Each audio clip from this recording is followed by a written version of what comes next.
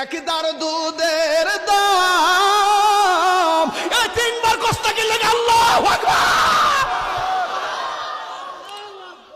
আল্লাহু আকবার। এই পৃথিবীর মানুষের মাগুলো যারা কবরে শুয়ে রইছে, এই মার খবর তোরা নাস্তা কিল্লাইয়া। মা তো কইতাছে টান মান দিলে আমার বাবা, আমার লাগি একটু দোয়া কর। বাপি কইতাছে পুলারে আমার লাগি একটু দোয়া কর। স্বামী কইতাছে ও স্ত্রী তুমি আমার জন্য দোয়া করো। ভাই বলতাছে বাইরে আমার লাগি একটু দোয়া করো।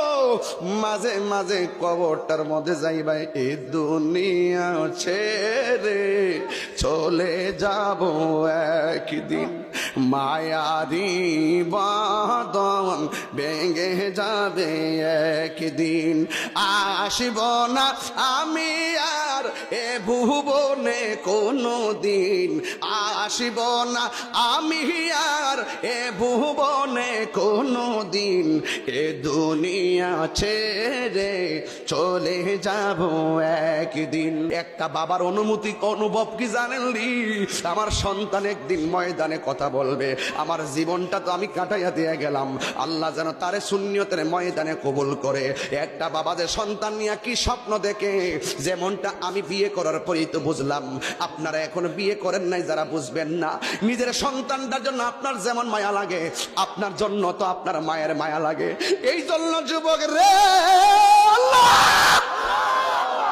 কি দিয়ে বুঝাইব, এই পৃথিবীতে কেউ আপন না রে। তোর এই মুহূর্তে যদি কিডনি দেওয়ার প্রয়োজন হয়, দুনিয়ার কেউ তোরে কিডনি দিব না।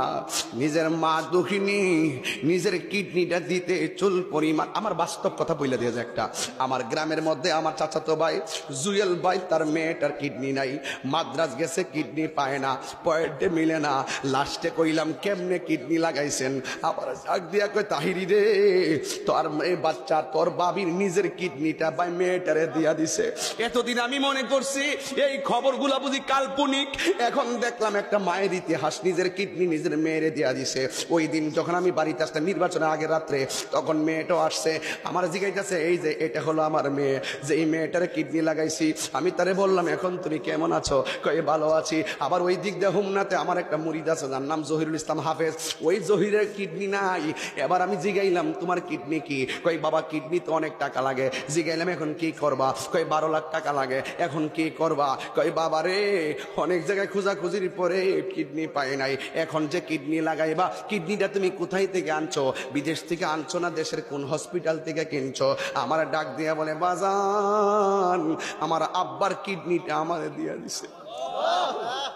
এটা তো আমার ইতিহাস, এগুলো তো অনলাইনে যাইতেছে। ও ফুলাফান মনে করিস না আমি কাল্পনিক ওয়াজ করি। তুই কিন্তু তোর কিডনি নে তোর বাপের দিবি না, তোর চোখটা দিবি না, তোর হাত দিবি না, কিন্তু এই পৃথিবীতে নিঃশর্তে কিডনি হলে কিডনি দিব, মায়ের জীবনটা হলে মায়ের জীবনটা দিয়া দিব। আর নতুন করে দিব কি? তোরে যেদিন পেটের থেকে ডেলিভারি দে সেই দিনই তো মা মনে করছে তার মৃত্যু হয়ে যাবে। কথা কন্যা ঠিক কিনা? এই জন্য আমি প্রায় মাহফিলে বলি কত মাস 10 দিন মায়ে গর্বে দিছে টাই, রক্ত মাংস খাইয়া যেন এলাম দুনিয়ায়, ভূমিষ্ঠ হইয়া আমি উঠিলাম কান্দিয়া, শান্ত করিল মায়ের বুকের দুগ্ধ দিয়া। আল্লাহ রে মারে কেমন দুধ দিছে, এই ভান্ডার ভিতরে কেমন দুধ দিছে। কনকনে শীতের মধ্যে শৈত্য প্রবাহের ভিতরে বাচ্চা মায়ের দুধ খাইতেছে, ঠান্ডা লাগে না। আবার গরমের দিন আবার দুধ পান করতেছে, গরমে জিহ্বা পড়ে না। গরমের দিনও শান্তি, শীতের দিনও শান্তি। এমন একটা ভান্ড আল্লাহ মারে বানাইয়া দিছে। তুমি মনে করতেছ 1 কেজি আপেল খাওয়াইয়া মার ঋণ তুমি শোধ কইরা ফেলাইবা? মায়ের একদার দুধের দাম কাটিয়া গায়ের চাম, একদার দুধের দাম, একদার দুধের দাম কাটিয়া গায়ের চাম, পাপসু বাহনাইল ঋণ শুধু হবে না, এমন দরদি ভবে কেউ হবে না আমার মা আগো, এমন দরদি ভবে কেউ হবে না আমার মা আগো। মায়ের একদার দুধের দাম কাটিয়া গায়ের। সুপ্রিয় দর্শক, আপনাদেরকে অনেক অনেক মোবারকবাদ।